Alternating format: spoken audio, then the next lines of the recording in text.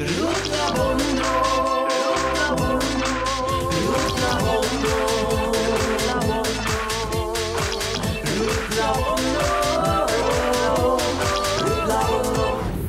নিয়ে কি চলছে চারদিকে, এই ব্যাপারটা নিয়ে আগ্রহ যেমন থাকে, বিশেষ দিন যদি আসে তখন কিন্তু সময়টা একদম পাল্টে যায় এবং সবারই চোখ থাকে যে এই বিশেষ দিবস উপলক্ষে নতুন কি এলো এবং নতুন কিভাবে নিজেকে সাজানো যেতে পারে।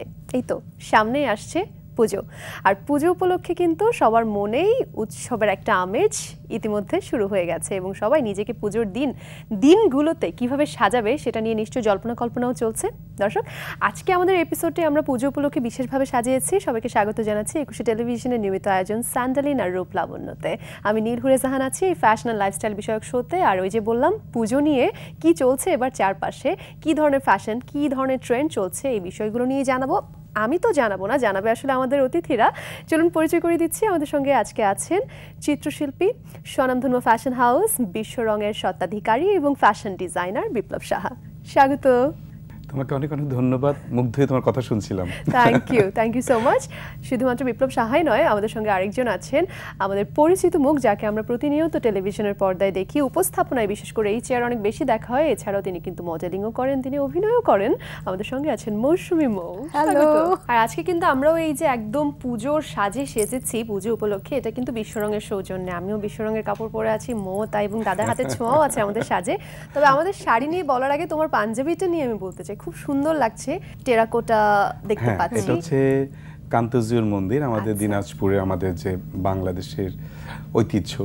এই কান্তজিউর মন্দিরে যে টেরাকোটা গায়ে থাকে, তো শত বছর পুরনো, সেটা নিয়ে ইন্সপিরেশন নিয়ে এই পাঞ্জাবিটা করে, ম্যাচিং শাড়িও আছে। আচ্ছা, খুবই দারুণ হয়েছে। এবং এই যে ইন্সপিরেশনটা যেভাবে নেওয়া প্রকৃতি থেকে বা ঐতিহ্য থেকে, তুমি একজন চিত্রশিল্পী, সেই পরিচয়টা আমি কিন্তু দিচ্ছিলাম যে আপন মনে হয়তো ক্যানভাসে ছবি আঁকা, সেটা যেমন একটা ধরন, কিন্তু সেখান থেকে আবার একজন বিজনেসম্যান হিসেবে আত্মপ্রকাশ, একটা ফ্যাশন হাউস নিয়ে এই চিন্তা, বা ডিজাইনার হিসেবে বিশ্বরঙকে ধীরে ধীরে বড় করে তোলা, এই স্বপ্নটা কবে কিভাবে দেখেছিলে? আসলে আমি কোনো সময় বিজনেসম্যান ছিলাম না, এখনো না, কিন্তু আসলে আমার কাছে শিল্পী পরিচয়টা সবচেয়ে বড় পরিচয়। আমার মনে হচ্ছে আমি একটা কাজ করে যাচ্ছি, দেশের জন্য করছি, এবং দেশের ঐতিহ্য আমি মনে করি যে কোনো শিল্পী তার জায়গা থেকে তার মতো করে কিন্তু তুলে ধরতে পারে এবং সেটাকে বাঁচিয়ে রাখতে পারে। আমি গত 30 বছর ধরে 1994 সাল থেকে, যেহেতু প্রতিষ্ঠানটার জন্ম, তার আগে তো আমি ফাইন আর্টসে চারুকলা ইনস্টিটিউটে ভর্তি হয়েছিলাম, এবং কে কখন কিভাবে তার দেশের প্রতি ভালোবাসা, ভালো লাগা বা দেশপ্রেম প্রকাশ করবে, সেটা আমি মনে করি যে একান্ত তার নিজের ব্যক্তিগত একটা বিষয়। যেই সময়টা আসলে ভারত, পাকিস্তান, চায়না, ব্যাংকক, বাংলাদেশে সয়লাভ হয়েছিল, সেই সময়টায় অত ছোট্ট বয়সে, তখন আমি মাত্র ইউনিভার্সিটি সেকেন্ড ইয়ারে পড়ি, এবং এইভাবে কাজ করে এসে যে এই দেশের মানুষের কল্যাণে কাজ করতে পারবো, এই দেশের মানুষের ভালোবাসায় সমৃদ্ধ হতে পারবো প্রতিদিন একটু একটু করে, এবং অগণিত মানুষের ভালোবাসায় আজকে কিন্তু বিশ্বরং হয়েছে।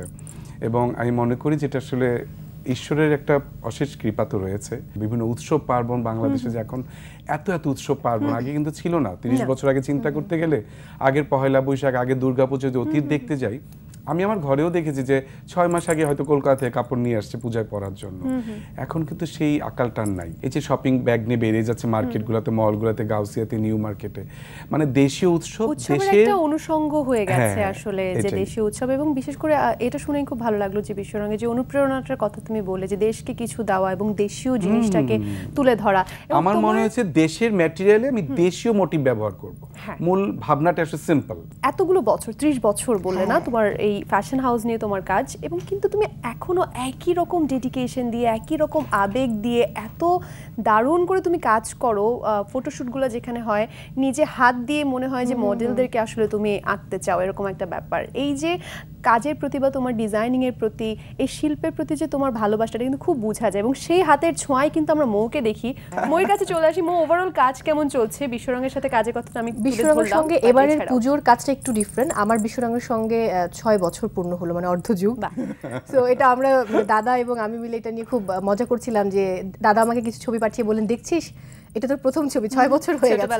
হ্যাঁ, তো পরে এবার যেটা বিষয় যে এবারে দেশের পরিস্থিতি সব মিলিয়ে আমরা একটু মানসিকভাবে খুব বিধ্বস্ত ছিলাম, শ্যুট হবে কি হবে না সেটা একটা ব্যাপার ছিল, সবাই ঘরে বসে আছি। দাদার আমি প্ল্যান করছিলাম যে দাদার বাসার ছাদে অথবা আমার বাসার ছাদে আমরা শ্যুট করব প্রথমে, যেহেতু আসলে কোথাও যাওয়াটা একটু অনিরাপদ ছিল ওই সময়টায়। পরে সিদ্ধান্ত হলো যে না, আমরা ছোট পরিসরে আমরা দিনের মধ্যে শ্যুট শেষ করবো, কারণ দাদার শ্যুট তো তুইও জানিস যে সকালে শুরু করলে রাত 12টা বেজে যায়, 1টাও বাজে কখনো কখনো। তো ওদিন যেটা হলো যে আমরা ঠিক করলাম আমরা সন্ধ্যার আগে শেষ করবো এবং সন্ধ্যার আগে শেষ করে আমরা বাড়ি ফিরবো।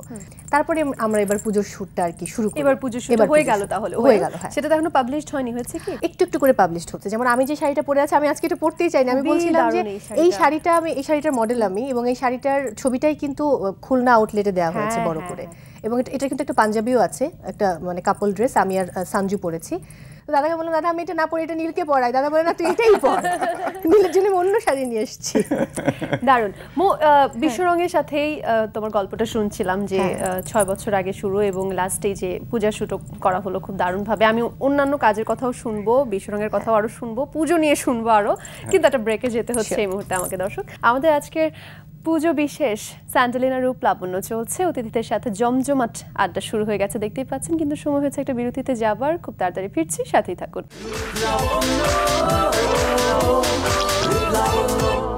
সবাইকে স্বাগত আরো একবার বিরতির পর পুজো স্পেশাল স্যান্ডালিনা রূপ লাবণ্য অনুষ্ঠানে। আমি নীল জাহান আছি। ফ্যাশন লাইফস্টাইল বিষয়ক এই শোতে আজকে আমরা পুজো নিয়ে বেশ আলাপ আলোচনা করছি। দর্শক, আমরা তো পুজো নিয়ে কথা বলছিলাম বিশ্বরঙের স্বত্বাধিকারী বিপ্লব সাহার সঙ্গে এবং একই সাথে মডেল অভিনেত্রী উপস্থাপক মৌসুমী ময়ের সঙ্গে। তবে ওই যে পুজোতে বিশ্বরং কি নতুন নিয়ে এসেছে এগুলো নিয়ে এখানে আলোচনা তো চলছিল, চলুন সরাসরি নিয়ে যাই বিশ্বরঙের আউটলেটে, আপনাদের দেখিয়ে দিই কি আছে।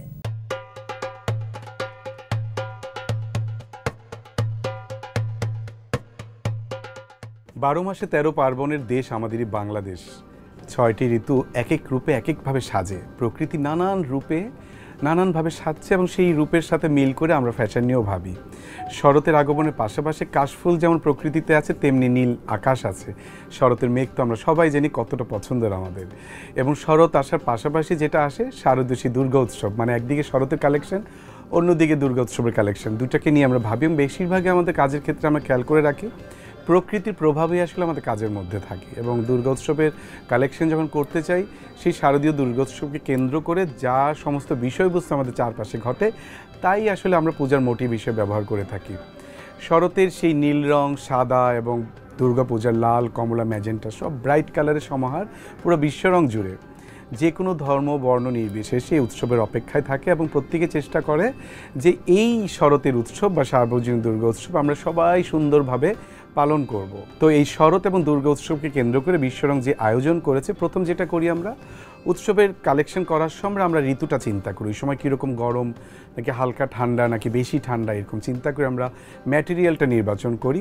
বেশিরভাগ ক্ষেত্রে আমরা সুতি নিয়ে কাজ করি এবং এই ঋতুতে দেখা যায় এই সময়টায় শরৎকালে বা দুর্গা উৎসবের সময়টা কিন্তু প্রচণ্ড রোদ থাকে এবং একটা সময় হয়তো হঠাৎ করে বৃষ্টি আসে, আবার গরম পড়ে, আবার একটু একটু হালকা লাগে, শীত লাগে রাতের বেলা, এরকম একটা ওয়েদারের মধ্য দিয়ে আমাদের চলতে হয়। সেজন্য কাপড়ের নির্বাচনের ক্ষেত্রে আমরা অবশ্যই সুতির মধ্যে হাফ সিল্কটা আমরা ব্যবহার করি, সেটা পুরুষের পোশাক, বাচ্চাদের পোশাক, মেয়েদের পোশাক সব কিছুতে।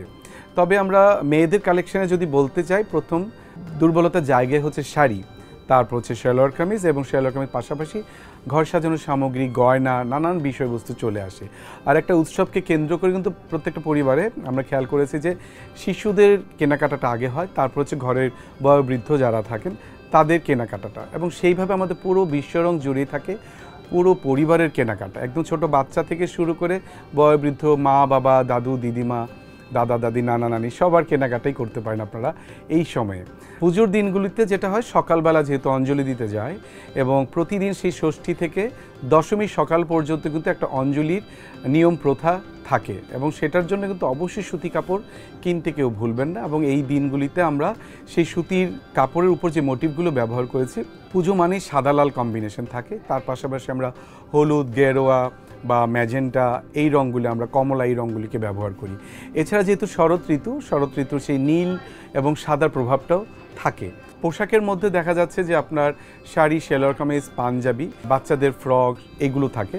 এবং আরেকটা জিনিস যেটা হচ্ছে যে এখন কিন্তু ফ্যামিলি ড্রেস একই রকম বাবা মা ছেলে মেয়ে মিক্স ম্যাচ করে, শুধু তাই না, ঘরের যদি 15 জন মেম্বার থেকে 15 জন একরকম কাপড় পরতে পছন্দ করে, একই রকম ধুতি, এই কালেকশন আপনারা ভালো করে জানেন। বাংলাদেশে কিন্তু আসলে দুর্গা উৎসবের যে মার্কেট এখন তৈরি হয়েছে সেটা কিন্তু বলতে গেলে এই ব্যাপকতাটা কিন্তু আসছে বিশ্বরঙে হাত দিয়ে। আমাদের দুর্গাপূজার আয়োজনটা আমরা নিজেরাই করি এবং দেশের টাকা দেশে থাকছে, কিন্তু সেই জন্যই বাংলাদেশে যে মার্কেটটা এখন তৈরি হয়েছে সেটা অবশ্যই আমাদের জন্য অনেক সুখের বিষয় এবং গর্বের বিষয়।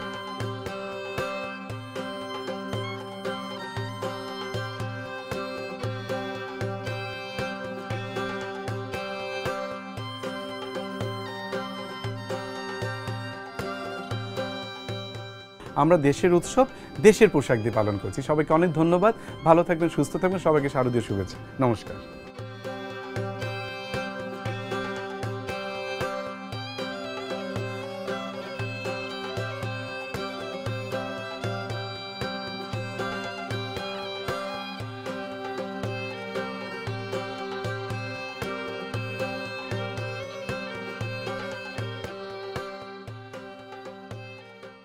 দেখে নিলেন কি দারুণ দারুণ সব ডিজাইন আপনাদের জন্য অপেক্ষা করছে। যাদের পুজোর শপিং এখনো হয়নি, দেরি না করে চলে যান আপনার কাছের বিশ্বরং আউটলেটে এবং এই দারুণ জামা কাপড় থেকে আপনার সংগ্রহে কিছু বেছে নিতে পারেন। দর্শক, সময় হয়েছে আমাদের আরো একটা বিরতিতে যাবার। বিরতির পর ফিরছি এবং ওই যে আড্ডা তো বাকি আছে, সাথেই থাকুন।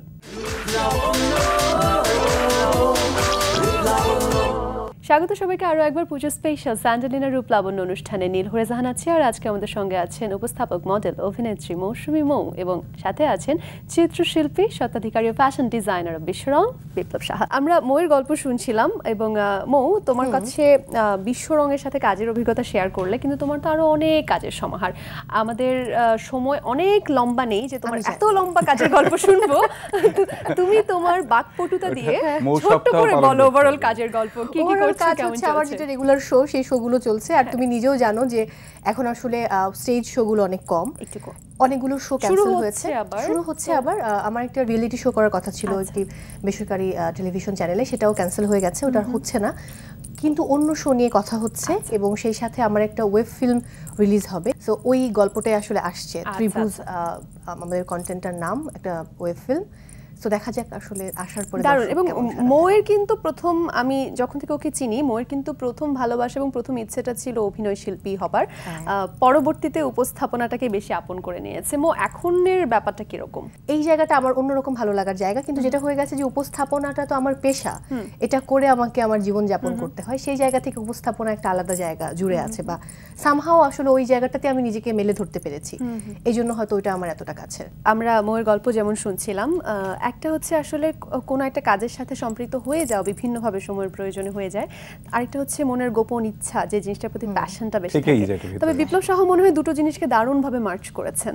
নিজের আপন ইচ্ছে যেটা, সেটার সাথে পুরো জীবনটা এমনভাবে জুড়ে নিয়েছেন, সবসময় সেটা সাথেই থাকছেন। একদম নাচে গানে ভরপুর আমার জীবন। গান করেন, অভিনয় করেন। হ্যাঁ, আমরা কিন্তু মাঝে মাঝে গান, না, এটা সত্য কথা। আমি অনেক ভাগ্যবান যে ঈশ্বর আমাকে একদিনের জন্য স্টুডেন্ট অবস্থা থেকে বেকার রাখেন নাই। কারণ আমি অনেক ছোট বয়স থেকে ইনকাম করি, ক্লাস 5 থেকে। 5 থেকে 5-এ যখন পড়ি, ক্লাস 2-তে একটা বাচ্চাকে ছবি আঁকা শেখাতাম। কারণ ছবি আঁকার জন্য আমার স্কুল জীবন, কলেজ জীবন, ইউনিভার্সিটি সবসময় আমার একটা পপুলারিটি ছিল। তো এবং আমি আমার ছেলেকে বলি যে দেখো, আমি কিন্তু অনেক ছোটবেলা থেকে ইনকাম করার জন্য কাজ করা না, আসলে আমার কাজ অনেক ছোটবেলা থেকে করতে ভালো লাগে। হ্যাঁ, যেহেতু ছবি আঁকা জানতাম, নারায়ণগঞ্জে আমি রাজা ছিলাম, বিভিন্ন আজকাল ইভেন্ট ম্যানেজমেন্ট যেসব শব্দ, এগুলো তখন তো এইসব শব্দ ছিল না। ছবি আঁকা যে জানে তার একটা আলাদা গুরুত্ব সব জায়গায়। হ্যাঁ, আলপনা করা, বিয়ে, সাজসজ্জা, স্টেজ, এগুলো করতাম। ওগুলো করতে করতে আবার চলে গেলাম ইউনিভার্সিটিতে, ওখানে আর্ট কলেজে ভর্তি হলাম। ওখান থেকে আরও ব্যস্ততা, 92-তে ভর্তি আর্ট কলেজে, 94-এ রং নামে প্রতিষ্ঠানটা জন্ম হয়ে যায়। তারপর থেকে চরম ব্যস্ততা, একদিকে চারুকলার ঝোলা, আরেকদিকে কাপড়ের ব্যাগ নিয়ে ছুটছি। এই বছরটা কেমন দেখছো? এই বছর নিয়ে তোমরা কতটা আশাবাদী এবং পরিবর্তনটা, মানে ফ্যাশন এবং ট্রেন্ডে পরিবর্তনটা কতটুকু এসেছে? তুমি দীর্ঘদিন এই মাধ্যমে আছো, তোমার চোখ, পরিবর্তন তো অবশ্যই আসছে। যদিও দেশের অবস্থাটা আসলে আমাদের খেয়াল করে দেখেছি, করোনার কালীন পর থেকে আসলে কোনো না কোনো কারণে বিজনেস সেক্টরটা আসলে অনেক জায়গা থেকেই দুর্বল হয়ে যাচ্ছে। একটু যখন উঠে দাঁড়াতে খায়, আরেকটা ধাক্কা খায়, আরেকটা পড়ে যায়, আবার উঠে দাঁড়াতে যায়। যখনই কিছু দেশের কোনো অস্থিরতা আসে, নানানভাবে ডলার সংকট এটা সেটা মিলে না সব কিছু মিলে প্রথম চাপটাই পড়ে এসে শপিং মলগুলাতে, বিজনেস সেক্টরে তাঁত শিল্প বসে যাচ্ছে, সবাই বেকার হয়ে যাচ্ছে, কাজ ছেড়ে অন্য সেক্টরে চলে যাচ্ছে। আর শিল্পী কিন্তু ঘরে ঘরে জন্মায় না, হ্যাঁ। আর এই ধরনের কাজ যারা করে এদেরকে তো আমরা বছর পর বছর প্র্যাকটিসের মধ্য দিয়ে তাদেরকে নিয়ে আসি। কেউ হয়তো বংশগতভাবে শিল্পী, আর কেউ হয়তো কাজ করতে করতে গিয়ে শিল্পী হয়। তখন যখন এই ধরনের চাপগুলা আমাদের মধ্যে আসে, দেশের অস্থিরতা, তখন এই শিল্পীগুলা যখন লাইনচ্যুত হয়ে যায়, অন্য সেক্টরে চলে যায়, তখন তো আমরা আসলেই টাকা দিয়ে সবকিছু হয় না, এদেরকে আমরা ফিরে পাই না। তবে আমি এটা বলবো যে এই বছরের পুজো তো আমরা সবাই জানি যে একটা তো চাপ অবশ্যই থাকবে, তার মধ্যে শোরুমে যখন যাচ্ছি আনন্দ, আমি মনে করি এই ধরনের উৎসবগুলি না আসলে মানুষ বাঁচতেও পারবে না। কেউ হয়তো বেশি বাজেট কিন্তু একটু মধ্য বাজেট কম বাজেটে কিনবে, কিন্তু কম বেশি সবাই কেনাকাটা করছে, হয়তো 5টা কিন্তু 3টা কিনছে। দারুণ বলেছো, আসলে যার যেরকম সাধ্য সেই অনুযায়ী কিনবে। কিন্তু এই যে উৎসব আমেজ, উৎসব উপলক্ষে কিছু কেনাকাটা করা বা বিভিন্ন রকম প্রস্তুতি নেওয়া, এটা কিন্তু আমাদেরকে অন্যভাবে বাঁচিয়ে রাখে, একটু আনন্দে বাঁচিয়ে রাখে। এরকম কত গল্প আসলে জমে থাকে আমাদের চলার পথে। তোমার কাজ নিয়ে ছোট করে শুনছিলাম, যদিও জানি কাজের পরিধিটা অনেক বড় এবং অনেক কিছু নিয়ে ব্যস্ত থাকতে হয়। শুধুমাত্র মিডিয়ায় কাজ করা কেন, একই সাথে কিছু স্বেচ্ছাসেবী সংগঠনের সাথে তুমি জড়িত এবং মূকাভিনয়, এটা নিয়ে আসলে দেশ বিদেশে ছুটে যাচ্ছে। You made us so proud, actually we are proud of you for that. মৌ কিন্তু খেতে ভীষণ ভালোবাসে, মিষ্টি খেতে ভীষণ ভালোবাসে, কিন্তু এই যে খাওয়া দাওয়া মেইনটেইন করা, নিজেকে সুন্দর রাখা, সুস্থ রাখা, এটাও কিন্তু ভীষণ জরুরি সবার জন্য। একটু বেশি যত্ন নিতে হয় যারা আসলে শোবিজে কাজ করে তাদের। তোর ক্ষেত্রে ব্যাপারটা কিরকম? একটা তুই এটা খুব ভালো করে জানিস যে আমি খুবই নিজের প্রতি খুবই অযত্নশীল একজন মানুষ। That's true. হ্যাঁ, প্রচুর খাই আমি, এবং আমি খুবই ভাত খেকো। এটা ওরা আমাকে খুবই পচায় যে ও অনেক বেশি ভাত খায়, এবং ভাত ছাড়া আমার পক্ষে থাকা সম্ভব না। আমি গত 2 দিন ধরে দেখছি যে আমার পেটটা অনেক বেড়ে গেছে। আমি এখন দেখতে বোঝা যাচ্ছে না, বাট আসলেই খুব বাজে অবস্থা। যে নর্মালি যে কাপড়গুলো পরি সেগুলো পরলে একটু অড লাগছে। সো আমি এখন আবার আমাকে খাওয়া কমাতে হবে, কারণ আমি গত খেয়াল করে দেখলাম যে রাতে সন্ধ্যার পর মিষ্টি খেতে হয় না, কাঁচা ফল খেতে হয় না, কিন্তু আমি সন্ধ্যার পর আমার খাওয়া আরো বেড়ে যায়। আমি হাঁটি, গল্প করি, আর একটা করে কালো জাম, একটা করে মিষ্টি, রসগোল্লা খেতে থাকি। তো আমি ভাবলাম আমি এটার জন্য ওই দিন কমিয়ে ½ কেজি মিষ্টি আনলাম, যে বেশি আনলে বেশি খেয়ে ফেলবো। তো আমি দেখি যে আগের দিন সন্ধ্যায় এনেছি, পরের দিন সন্ধ্যায় আমার ½ কেজি শেষ হয়ে গেছে। সো তারপর আমি সিদ্ধান্ত নিলাম না, আমাকে এটা কমাতে হবে। এখনো আমি চায়ে চিনি খাওয়া কমাতে পারিনি, বাট আমি ইদানিং একটু স্কিনের প্রতি যত্নশীল হয়েছি। সামথিং পজিটিভ, নিজের যত্ন নিয়ে। হ্যাঁ প্লিজ, আমরা সেটা শুনতে চাই। আমি তো এটাও তো তুমি জানো যে আমি মেকআপটাও ঠিকমতো তুলি না, আমি ঘুমিয়ে পড়ি। দর্শক খুবই কিন্তু দর্শককে আমি কি শিক্ষা দিব, এখান থেকে শেখার কিছু নাই, বরং মিথ্যা হলে একটু বলো, কি মেইনটেইন করতে হবে। সত্যটাই বলি। আমি এখন রেগুলার মেকআপ তুলে মুখে একটু তোমার মেকআপ তোলার পরে একটু সিরাম দেই, তারপর আমি এখন রেগুলার আমি ক্রিম ইউজ করি। আগে আমি সেটাও করতাম না, এবং চুলের অবস্থা খুবই বাজে হয়ে গেছিল। এটার আমি এখন ঠিকঠাক করে ট্রিটমেন্ট করছি, এবং আমি নিজে এখন যেটা করি যে না পারলে আমি কার্ল করি না। আজকে অনেকদিন পরে বোধহয় কার্ল করলাম হেয়ার, কারণ খুব ক্ষতি হয় চুলের। এবং আমি এখন চেষ্টা করি একটু পরিমিত খাবার খেতে কয়েকদিন ধরে, যে না পরিমিত খাবারটা খেতে হবে, এবং স্কিনে কোনোভাবেই মেকআপটা নিয়ে ঘুমাতে যাওয়া যাবে না। মেকআপটা ভালো করে তুলে তারপরে টোনার অথবা কেউ সিরাম দিতে চাইলে সেটা দিতে পারে, এরপরে একটু ক্রিম লাগিয়ে তারপর ঘুমোতে যাই। আমি আগের থেকে একটু ভালো হয়েছে এখন। ওকে, তবে এটার কোনো বিকল্প নেই নিজের যত্নটা নেওয়ার পাশাপাশি। আমরা কিন্তু একদম শেষে আছি, একদমই আর সময় হাতে নেই। দাদা, যারা দেখছেন, তোমার দর্শক যারা আছেন, শুভাকাঙ্ক্ষী যারা আছেন, তাদেরকে কি বলতে চাও প্লিজ আমাদেরকে একটু? সবাই নিশ্চয়ই খুব ভালো আছেন, আশা করব সবাই ভালো থাকেন। যা কিছুই হোক না কেন সহজভাবে নিতে শিখুন, এবং মানসিকভাবে সুন্দর সুস্থ থাকাটা আসলে এই মুহূর্তে খুবই জরুরি। এবং আমরা যে কোনো মূল্যে আমাদের দেশে শান্তি চাই, যে কোনো মূল্যে। এবং কেউ অশান্ত হলে তাকে একটু শান্ত করি, তাকে হাওয়া না দিই, বরং তাকে শান্ত করার চেষ্টা করি। এবং নিজের সন্তানের প্লিজ খেয়াল রাখেন, আপনার সন্তান কোথায় যাচ্ছে, কি করছে, এটা এই মুহূর্তে খুবই প্রয়োজন। এবং তারা কোনো বাজে কাজে লিপ্ত হচ্ছে কিনা, কারণ ওরাই আমাদের ভবিষ্যৎ, ওরাই আমাদের বাংলাদেশ, এটা মনে করি। আর অবশ্যই দেশের কাপড় পরুন, দেশের তাঁতিদের পাশে থাকুন, এবং দেশি পোশাক নিয়ে যারা কাজ করছেন তাদের পাশে দাঁড়ান। আমি মনে করি দেশের টাকা যদি দেশে থাকে, দেশ স্বনির্ভর হবে এবং দেশের উন্নয়ন ঘটবে অনেক বেশি। আপনাদের সাপোর্ট সবচেয়ে বেশি দরকার, আগেও ছিল, এখনও থাকবে আশা করছি। এবং অবশ্যই বিশ্বরং থেকে কেনাকাটা করবেন। মৌ, যারা তোমাকে দেখছে, অনেক কাজ করো, অনেক কাজের সাথে যুক্ত, তোমাকে দেখে অনেকে অনুপ্রাণিত হয়, কি বলতে চাও? একুশে টেলিভিশনকে অনেক অনেক ধন্যবাদ, কারণ এটা আমারও টেলিভিশন চ্যানেল, আমিও এই পরিবারের একজন। এবং সেই সাথে যারা আমাদেরকে দেখছেন, আমি সবাইকে বলবো প্লিজ পাশের মানুষটিকে ভালো রাখুন, নিজেকে ভালোবাসুন, আর সব সময় ভালো থাকুন। অনেক অনেক ধন্যবাদ। আমি চাইবো এই জিনিসটা সবচেয়ে বেশি তুমি নিজে মেনে চলো। আমি একটু দর্শকের কাছ থেকে বিদায় নিয়ে নিচ্ছি। তবে আমি তো তোমাকে ধন্যবাদ জানাই নাই। আমার জীবনের প্রথম ইন্টারভিউ একুশে টিভি। হ্যাঁ, এটা মনে রাখার একটা বিষয় এবং এটার অনেক বড় একটা গল্প আছে, পরবর্তীতে আরেকদিন বলবো। 21 টিভির প্রত্যেকে ভালো থাকুন, প্রত্যেক দর্শক এবং 21 টিভির পরিবারের সাথে। অনেক ধন্যবাদ, তোমার ভালোবাসা এবং ধন্যবাদ সবসময় আছে আমি জানি, এবং তোমার প্রতি রইল অগ্রিম পুজোর শুভেচ্ছা অনেক অনেক। মৌ, তোর প্রতিও। দর্শক যারা দেখছিলেন, আপনাদের জন্য পুজোর অগ্রিম শুভেচ্ছা জানিয়ে আমি আজকে এখানে বিদায় নিচ্ছি। আমাদের এই পর্ব দেখে আশা করি ভালো লেগেছে আপনাদের। যারা এখনো কেনাকাটা করেনি অবশ্যই কেনাকাটা করুন। উৎসব মুখর হোক আপনাদের জীবন এবং উৎসবগুলো কাটুক আনন্দে পরিবার বন্ধুদের সাথে। দেখা হবে আগামী পর্বে, সেই পর্যন্ত আল্লাহ হাফেজ।